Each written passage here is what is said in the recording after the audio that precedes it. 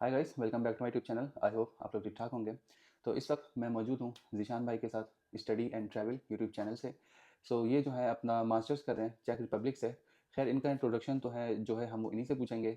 तो आज हम इनसे इंट्रोडक्शन के अलावा चेक रिपब्लिक में आप किस तरह कैसे अप्लाई करते हो ये सारी डिटेल्स इनसे लेंगे A to Z step by step. अस्सलाम एवरीवन, कैसे हो सब? आई होप ठीक ठाक होगे। तो जैसे कि इलियास भाई ने बताया कि मैं अभी चेक रिपब्लिक में जो है वो मास्टर्स कर रहा हूँ बिजनेस मैनेजमेंट के अंदर। अगर कोई बंदा जो है वो चेक रिपब्लिक में अप्लाई करना चाहता है तो वो कहाँ से स्टार्ट करे और कैसे स्टार्ट करे? इससे पहले आप ये बताएं कि बैचलर्स के लिए आ सकते हैं, मास्टर्स के लिए आ सकते हैं या पीएचडी के लिए आ सकते हैं? अच्छा, चेक रिपब्लिक के अंदर मोस्टली जो स्टूडेंट्स होते हैं वो मास्टर्स के लिए आते हैं, ठीक है।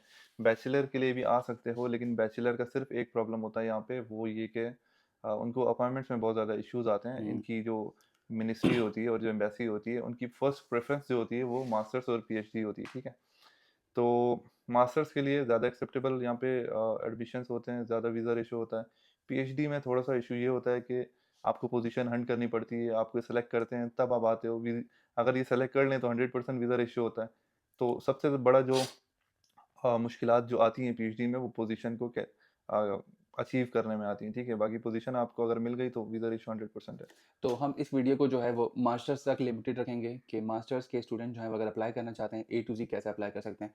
तो पहले आप इस प्रोसेस को ब्रेक डाउन करो स्टेप्स में। जिस तरह इटालियन यूनिवर्सिटीज़ में आप अप्लाई करते हैं वीज़ा के लिए, तो एडमिशन होता है, प्री एनरोलमेंट होती है, स्कॉलरशिप होती है और फिर वीज़ा एप्लीकेशन होती हैं। तो इस तरह आप कैसे ब्रेक डाउन करोगे इसको? अच्छा, इसका इतना ज़्यादा इटली की तरह ज़्यादा कॉम्प्लिकेटेड प्रोसेस नहीं है। सिंपल प्रोसेस होता है चेक रिपब्लिक का। इसके अंदर सबसे पहले जो है वो आपने एडमिशन लेना होता है यूनिवर्सिटीज़ के अंदर, हम्म। ठीक है। उसके बाद फर्दर एडमिशन आ जाता है। ये एडमिशन ना भी आए तो आप जो है वो एम्बेसी से आपने डॉक्यूमेंट्स को अपने लीगलाइज करवाना होता है। और फर्दर डिटेल में बात करेंगे कौन कौन से डॉक्यूमेंट्स होते हैं, ठीक है। हर स्टेप के ऊपर डिटेल में बात करेंगे, एडमिशन में कौन से डॉक्यूमेंट्स चाहिए, लीगलाइज कौन से करवाने हैं। हम्म। फिर थर्ड स्टेप जो है वो वीज़ा की अपॉइंटमेंट लेनी होती है, और उसके लिए कौन कौन से डॉक्यूमेंट्स चाहिए होते हैं उसको भी डिटेल में बात करेंगे। लेकिन आपके समझने के लिए मैं आपको बता देता हूँ, सिर्फ 3 स्टेप्स होते हैं। एक एडमिशन, दूसरा डॉक्यूमेंट लीगलाइज़, तीसरा वीज़ा अप्लाई, ठीक है?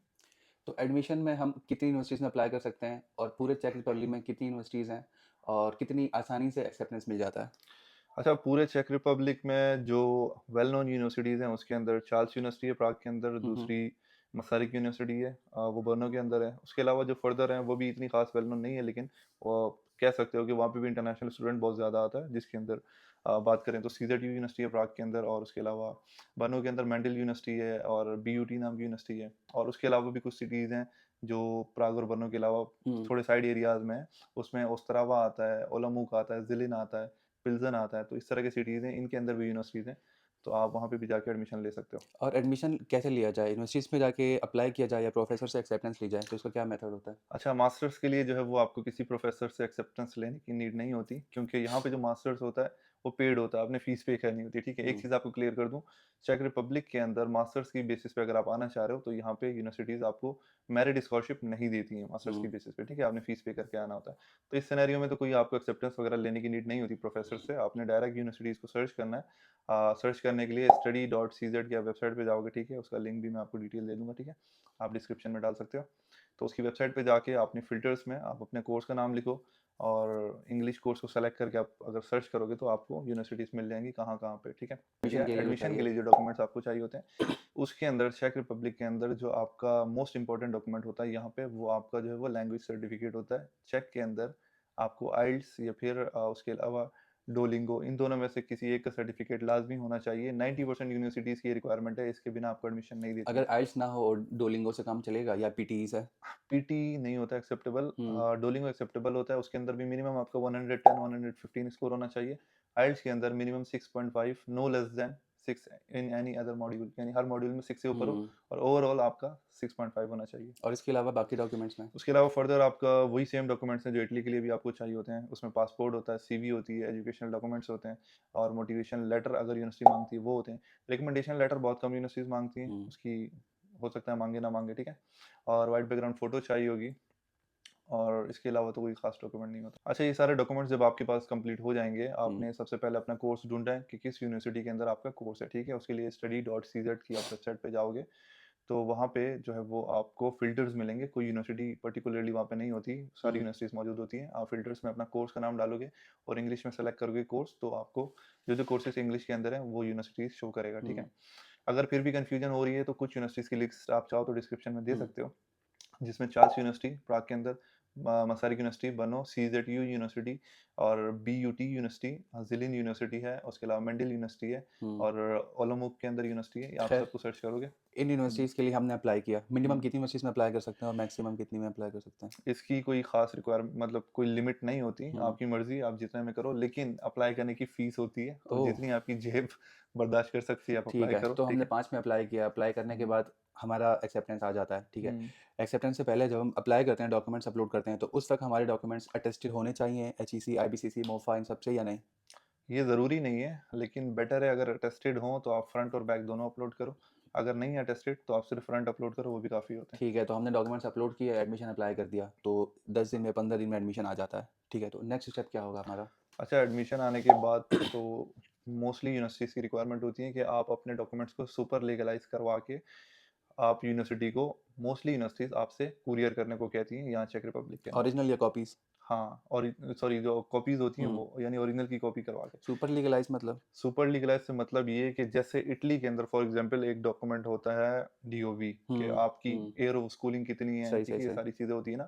تو منسٹری بھی ویریفائی کرتی ہے کہ بھائی آپ کے ڈاکومنٹ جینون ہے یا نہیں ہے. ان چیزوں کو ویریفائی کرنے کے لیے پہلے آپ ایمبیسی جاتے ہو, اپائنٹمنٹ لیتے ہو, اس کی اپائنٹمنٹ لے کے ایمبیسی جاتے ہو. تو سپر لیگلائز کے لیے آپ سے موسٹلی 4 ڈاکومنٹس کو سپر لیگلائز کرتے ہیں. ایک آپ کی ڈگری, دوسرا ٹرانسکرپٹ, تیسرا پولیس کلیئرنس سرٹیفکیٹ آپ نے بنوانا ہوتا ہے کہ کوئی کرمنل ریکارڈ نہیں ہے آپ کا, اور چوتھا اس پولیس کلیئرنس کی ٹرانسلیشن کراتے ہو چیک لینگویج کے اندر, تو وہ بھی لیگلائز ہوتا ہے. ٹھیک ہے, تو یہ 4 ڈاکومنٹ سپر لیگلائز ہوتے ہیں. اور یونیورسٹی کو جو بھیجنے ہوتے ہیں وہ صرف ڈگری اور ٹرانسکرپٹ بھیجنی ہوتی ہے. ٹھیک ہے. ایڈمیشن جب یونیورسٹی کہتی ہے کہ ہم آپ کو ایڈمیشن دے رہے ہیں, لیکن آپ سپر لیگلائز ڈاکومنٹ بھیجو پھر آپ کا ایڈمیشن کنفرم ہوگا, تو یہ یونیورسٹی کی ریکوائرمنٹ ہوتی ہے بیسکلی.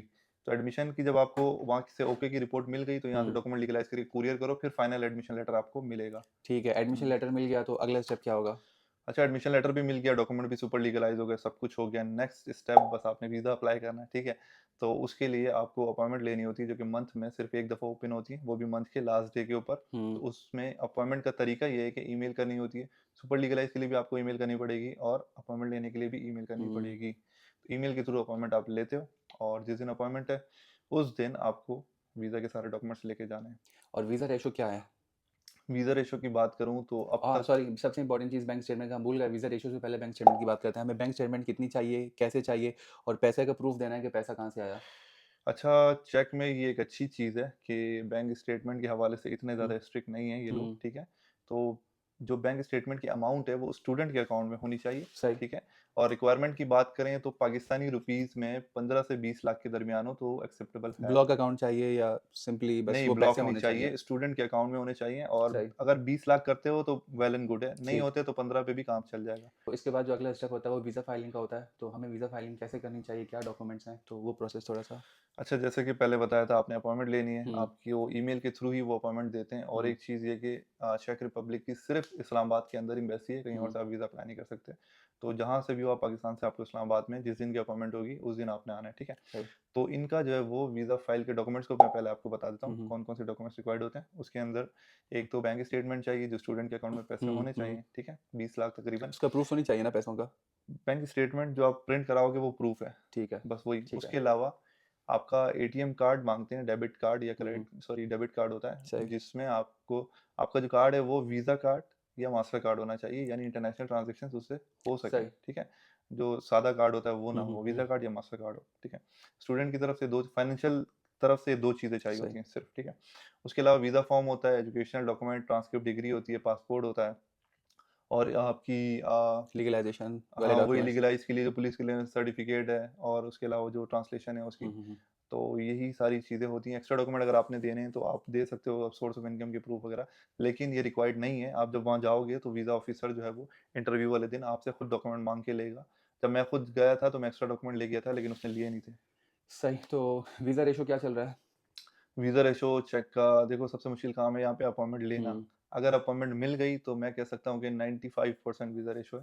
مطلب ہر 10 میں سے 9 کو ویزا مل جاتا ہے. ایک کا چانس ہے کہ ریئر چانس ہے کہ اس نے کوئی گڑبڑ کی ہو تو ریجیکٹ ہوگا, ورنہ 10 میں سے 10 بھی ویزا لگ جاتے ہیں یہاں پہ. تو ابھی آپ نے بتایا کہ ہمیں چیک میں فیس بھی پے کرنی ہوتی ہے, اور اس کے علاوہ اپنے ایکسپینسز کے لیے پیسے بھی خود نکالنے ہیں, اسکالرشپ بھی نہیں ملتی.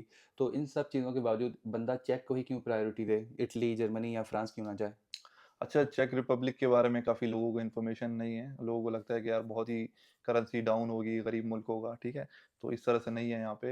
मैं यहाँ पे क्यों आया था, क्योंकि एक तो रीज़न ये था कि यहाँ पे आप जो है वो जॉब की अपॉर्चुनिटीज़ बहुत ज़्यादा है यहाँ पे। आपको जॉब ईज़िली मिल जाती है। जो भी यहाँ स्टूडेंट आता है, अगर प्रोफ़ेशनल जॉब ना मिले, तो वो और जॉब नेक्स्ट डे से कर सकता है, ओह! ठीक है? दूसरा ये कि मतलब अपॉर्चुनिटीज़ बहुत हैं और जॉब सही। से मिल जाती है, हुँ, ठीक है? कुछ नहीं तो बंदा अगले दिन से बोर्ड शुरू कर सकता है, ठीक है? दूसरा ये कि एक बेनिफिट ये है कि यहाँ पे जो भी स्टूडेंट आता है वो स्टूडेंट कार्ड के ऊपर ही लीगली 12 घंटे दिन में काम कर सकता है। इटली में 4 घंटे से ज़्यादा नहीं कर सकता एक दिन हाँ, में। दिन में लीगली 12 घंटे वो काम कर सकता है। उस कार्ड के ऊपर उसको free access to the labour market होता है। हुँ, यानी पूरे चेक में कहीं पे भी वो दिन में 12 घंटे काम कर सकता है। तो अगर एक लिमिट है कि अगर 10,000 चेक राउंड से अगर ऊपर कमाते हो तो गवर्नमेंट को टैक्स पे करोगे, सही। लेकिन कोई रिस्ट्रिक्शन नहीं है, ठीक है? हुँ, तो दूसरा ये बेनिफिट। तीसरा ये कि इसकी जॉब मार्केट के हवाले से ही बात कर रहा हूँ सही, फिलहाल, ठीक सही। है? तीसरा ये कि प्रोफेशनल जॉब्स बहुत ज़्यादा हैं यहाँ हुँ। पे। खैर इस आप साल अपनी अपनी एग्ज़ाम्पल बताना चाहो कि आपका हाँ, एक्सपीरियंस। मैं अपनी एग्ज़ाम्पल की बात करूँ, मैं जिस ईयर आया था, मैं फ़रवरी में आया था और अल्हम्दुलिल्लाह मेरी मार्च में एक अच्छी फ़िनटेक कंपनी में जॉब लग गई थी और व्हाइट कॉलर जॉब थी, ठीक है? तो ये बहुत रेयर होता है दूसरी कंट्रीज़ में आप कहीं जाओ और 2-3 महीने के अंदर आपको व्हाइट कॉलर जॉब मिले। सैलरी बताना पसंद करोगे अगर आप ओके हो तो? सैलरी मैं आपको एक राउंड फिगर दे देता हूँ, हुँ, 1500 से 2000 यूरो के दरमियान थी वो, ठीक है? हुँ, तो कोई नया स्टूडेंट आए यहाँ पे हुँ। और वो इतना अर्न करे 2 महीने बाद ही, तो ये तो उसके लिए बहुत बड़ी बात है, तो इत ठीक है? अगर इतनी आपकी सैलरी हो, फिर आपने फ़ीस भी पे करनी है, आपने एक्सपेंसेस भी निकालने हैं, तो कोई बुरा नहीं है। तो पहली सैलरी से ही आपके एक्सपेंसेस हो जाते हैं, फ़ीस ऑलमोस्ट हाफ़ हो जाती है, तो साल की या सेमेस्टर की फ़ीस कितनी होती है? यहाँ पे मोस्टली ईयर वाइज़ फ़ीस होती है। हुँ, पहले साल पूरे साल की फ़ीस दे के आते हो, हुँ, फिर उसके बाद जो है सेमेस्टर वाइज़ देनी होती है। नॉर्मली अगर बात करें तो फ़ीस शुरू होती है 2000 यूरो से। कुछ सही। यूनिवर्सिटीज़ की साल की 2000 यूरो फ़ीस भी है, कुछ हुँ, की 2500 है, सही, कुछ की 3000। मेरी अपनी यूनिवर्सिटी की फ़ी थी 3500, ठीक है? सही, तो मैं पाकिस्तान से ये पे करके आया था। सही। हाँ, तो ये निकल जाता है। मतलब आप अगर एक्सपेंस की अगर हम बात करें चेक में, तो मंथली आप खा-पी के अय्याशी करके भी 500-600 यूरो में गुज़ारा कर लेते हो और बाकी अगर आपकी मैं सेविंग है। अपने हिसाब से बताऊँ, क्योंकि मैं अब तक जो है ना 10 से 12 कंट्रीज़ ट्रैवल कर चुका हूँ। मोस्टली मैं जहाँ जाता हूँ मेरी कोशिश होती है कि वहाँ स्टूडेंट से मिलूँ, स्टूडेंट से बात करूँ। मैं जैसे बुडापेस्ट गया था, वहाँ स्टूडेंट से मिला लेकिन बात नहीं कर पाया और वीडियो नहीं बना पाया वो अलग। तो मैं खुद पिछले 3 दिन से चेक रिपब्लिक में हूँ। 2 दिन ब्रनो में रहा, मतलब जहाँ इनका हॉस्टल है और इनकी यूनिवर्सिटी है। लेकिन आज हम प्राग में हैं, तो ब्रनो में मैंने देखा ना, आप यकीन करो कि मतलब वर्क और लाइफ़ इतना बैलेंस किया हुआ है ना इन्होंने, कि मुझे खुद देख के हैरत हो रही थी यार, हमारा यहाँ इटली में ऐसा माहौल क्यों नहीं है? मतलब शाम में जितने भी पाकिस्तानी स्टूडेंट्स हैं, शाम तक पढ़ाई भी होती है, उसी टाइम तक उनका काम भी चल रहा होता है। जब शाम में 6 बजे सब आते हैं ना, 5 तक घर आते हैं, 1 घंटा रेस्ट करके सारे क्रिकेट खेलने निकल जाते हैं। सब क्रिकेट खेलते हैं, फिर मिलके खाना बनाते हैं, खाते हैं और बाकी वर्कआउट या जो भी होता है करके सो जाते हैं। ऐसा मैंने इटली में, फ्रांस में नहीं देखा था। तो मैं खुद ये कह सकता हूँ कि यार, यहाँ का सिस्टम ना मुझे अच्छा लगा। लेकिन जहाँ तक आप लोग परेशान होते हैं, मैं खुद भी कर रहा था यार, आपने फीस भी देनी है, एक्सपेंसेस भी, रेंट भी देना है डॉर्म का। तो अगर आपको इतनी अच्छी जॉब, इतनी अच्छी सैलरी वाली जॉब मिल रही है, व्हाइट कॉलर जॉब है, तो मेरा नहीं ख्याल कि आपको इन चीज़ों को लेकर परेशान होना चाहिए। सो गाइस, आज के लिए इतनी ही इन्फॉर्मेशन थी। अगर आपने कोई चीज़ पूछनी है, अगर हम कोई चीज़ एक्सप्लेन करना भूल गए हैं, तो मैं ज़ीशान भाई का यूट्यूब चैनल और इनकी इंस्टाग्राम आईडी मैं डिस्क्रिप्शन में दे देता हूँ। तो ये चेक रिपब्लिक को लेकर बहुत सारे वीडियोज़ बनाते हैं और अगर आपने स्पेसिफिकली कोई चीज़ इनसे पूछनी है तो आप इनको डीएम कर सकते हो। तो हमें इजाज़त दीजिए। वस्सलाम।